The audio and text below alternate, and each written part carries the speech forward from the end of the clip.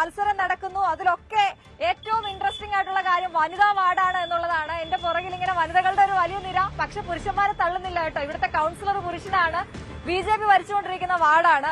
പക്ഷെ ഇനി ആര് എന്ന ചോദ്യത്തിന് അത് BJP ആകുമോ, കോൺഗ്രസ് ആണോ, CPM ആണോ എന്നൊന്നും പറയാൻ പറ്റാത്ത അവസ്ഥയിലാണ് കരിക്കകമുള്ളത്. കരിക്കകത്തെ വിശേഷങ്ങൾ നമുക്ക് ചോദിക്കാം. നമുക്ക് ആദ്യം സ്ഥാനാർത്ഥികളിലേക്ക് പോകാം. നമുക്കൊപ്പം LDF സ്ഥാനാർത്ഥി അടിയർ അശ്വതി ഉണ്ട്, ഒപ്പം UDF സ്ഥാനാർത്ഥി ശ്രീ ദേവികയുണ്ട്. അപ്പൊ രണ്ടുപേരിലേക്കും വരാം. ഞാൻ ആദ്യം LDFിലേക്ക് പോവുകയാണ്. വനിതാ വാർഡാണ്, അത് തീരുമാനിച്ച് സ്ഥാനാർത്ഥി പ്രഖ്യാപനമൊക്കെ കഴിഞ്ഞു. എന്താണ് ചെയ്യാൻ പോകുന്നത്? തീർച്ചയായിട്ടും നമ്മുടെ കരിക്കം വാർഡ് എന്ന് പറയുന്നത് കഴിഞ്ഞ 10 വർഷം മുമ്പ് വരെ LDFന്റെ വാർഡ് തന്നെയായിരുന്നു. LDFന്റെ കൂടെ തന്നെയായിരുന്നു നമ്മുടെ ഈ വാർഡ്. അത് നമ്മൾ ഇപ്രാവശ്യം തിരിച്ചു പിടിക്കുക തന്നെ ചെയ്യും.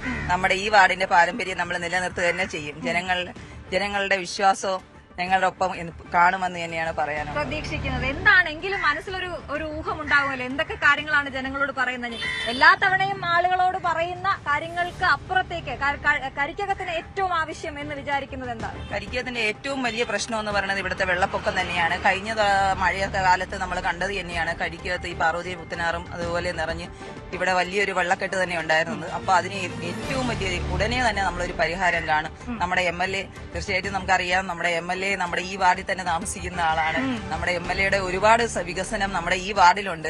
തുടർന്നും MLAയുടെ സഹായത്തോടു കൂടി നമ്മൾ ഈ വാർഡിൽ ഈ വെള്ളപ്പൊക്കവും അതുപോലെ ജനങ്ങളുടെ ഏതൊരു പ്രശ്നങ്ങളും പരിഹരിക്കുമെന്നാണ് പറയുന്നത്. തീർച്ചയായിട്ടും. അപ്പൊ എന്തുകൊണ്ട് ഈ വെള്ളക്കെട്ടുണ്ടായി? ഞാൻ താങ്കളിലേക്ക് വരുന്നതിന് മുമ്പ് നമ്മുടെ BJP കൌൺസിലറാണ് DG കുമാരൻ, അദ്ദേഹത്തോടു കൂടി ചോദിക്കാം. ഇവിടെ എപ്പോഴും നമ്മള് ന്യൂസ് 8 തൊട്ടപ്പുറത്താണ്. അതുകൊണ്ട് നമ്മുടെ ഓഫീസിൽ നിന്ന് എപ്പോഴും ഇവിടെ ഈ വെള്ളക്കെട്ട് പ്രശ്നം നമ്മളെപ്പോഴും പ്രേക്ഷകരിലേക്ക് എത്തിക്കുന്നതുമാണ്. ഇവിടെയുള്ള ജനങ്ങൾ നമ്മളോട് ആവർത്തിച്ച് പറയുന്നത്. എന്താണ് ഇവിടുത്തെ പ്രശ്നം? LDFന്റെ പ്രതിനിധി പറഞ്ഞത് കറക്റ്റാണ്.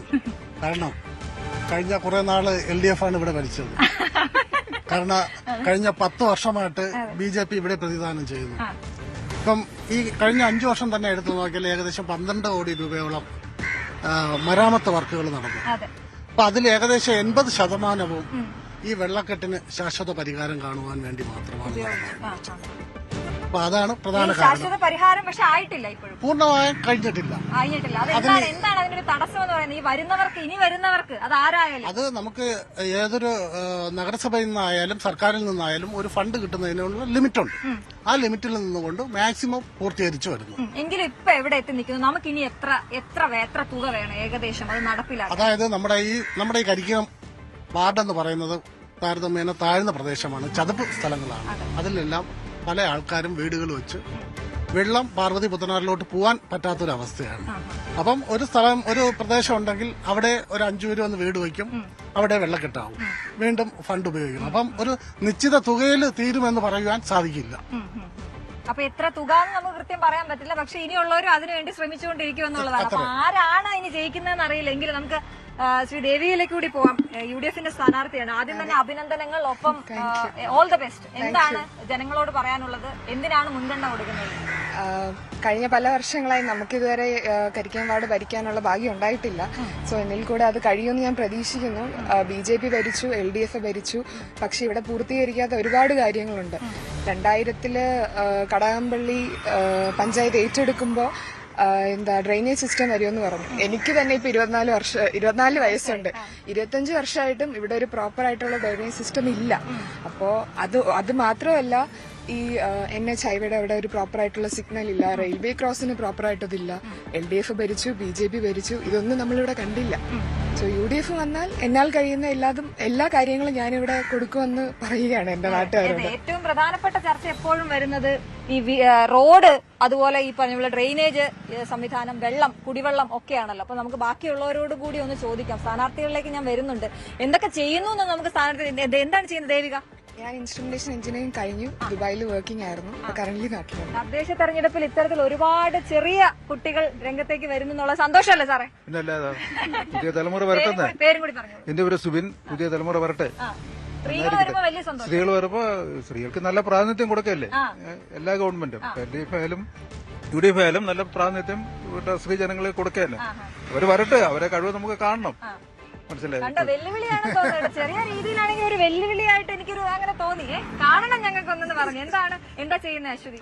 ഞാന് 10 വർഷമായി ഞാൻ ഇവിടുത്തെ തിരുവനന്തപുരം ജില്ലാ കോടതിയിലെ അഭിഭാഷകയായി. അപ്പൊ എന്താ ഒരു വെല്ലുവിളി ഏറ്റെടുക്കുന്നുണ്ടോ? സ്ത്രീകൾ എന്താ ചെയ്യുന്നത് ഞങ്ങളൊന്ന് കാണട്ടെ എന്നാണ് പറഞ്ഞത്. തീർച്ചയായിട്ടും സ്ത്രീകൾക്ക് പ്രസിഡന്റ് ആവാം, അതുപോലെ തന്നെ പ്രധാനമന്ത്രി ആവാം, അതുപോലെ അപ്പൊ എല്ലാ തരത്തിലും സ്ത്രീകൾ മുന്നിട്ട് വരണമെന്നാണ് എനിക്ക് പറയുന്നത്. അതെ, എപ്പോഴും നമ്മൾ സ്ത്രീകളെ കുറിച്ച് സംസാരിക്കുമ്പം ഉയർന്നു വരാറുള്ള ഒരു കാര്യം വീട്ടിലെ കൂടുതൽ കാര്യങ്ങൾ നമ്മൾ ചെയ്യേണ്ടി വരും, സ്ത്രീകൾ ചെയ്യേണ്ടി വരും. പുരുഷന്മാര് ഈ പൊതുപ്രവർത്തനത്തിന് ഇറങ്ങിയാലും അവർക്ക് അതൊന്നും ചെയ്യേണ്ടി വരില്ല എന്നൊക്കെയുള്ള ചർച്ചകൾ സാറേ അങ്ങനെയൊക്കെ ഇല്ലേ, അങ്ങനെയൊക്കെ നടക്കുന്നുണ്ട്. അപ്പൊ അതിനെക്കുറിച്ച് ഇവരുടെ അഭിപ്രായം എന്താണെന്ന് ചോദിക്കുക. സ്ത്രീകൾ പൊതുരംഗത്തേക്ക് ഇറങ്ങുന്നു, കൂടുതൽ ആളുകൾ വരുന്നു, കൂടുതൽ വനിതാ വാർഡുകൾ വരുന്നു. സ്ത്രീകൾ മുന്നോട്ട് വരുന്നുണ്ട്. അത് കൂടുതലും ഇടതുപക്ഷ എന്താ പറയുക, CPM പോലുള്ള ഇടതു മുന്നണികൾ അതിന് മുൻതൂക്കം കൊടുക്കുന്നുണ്ട്. സ്ത്രീകളെ കൂടുതൽ അല്ല മുഖ്യധാര ഞാനൊരു പാർട്ടി പ്രവർത്തകയാണ്. മുഖ്യധാരകൾ കൊണ്ടുവരാൻ വേണ്ടി എന്റെ പേര് അജിത. മുഖ്യധാരകൾ കൊണ്ടുവരാൻ കൂടുതൽ പരിശ്രമം നടത്തുന്നുണ്ട്. ഇവിടെ 10 വർഷം മുമ്പ് ഉള്ള ഒരു വികസനം മാത്രമാണ് ഈ കരിക്ക് വാർഡിൽ ഉണ്ടായിട്ടുള്ളത്. നമുക്കറിയാം, ഇവിടെ രാജ്യം ഏറ്റവും പട്ടിണി രാജ്യമായിട്ട് മാറിക്കൊണ്ടിരിക്കുന്ന ഈ ഇന്ത്യയില് അതിദാരിദ്ര്യ നിർമ്മാർജ്ജനത്തിന് ഏറ്റവും ഒന്നാം നിർമ്മാർജ്ജനം മാറ്റിയൊരു സംസ്ഥാനമാക്കി മാറ്റിക്കഴിഞ്ഞു.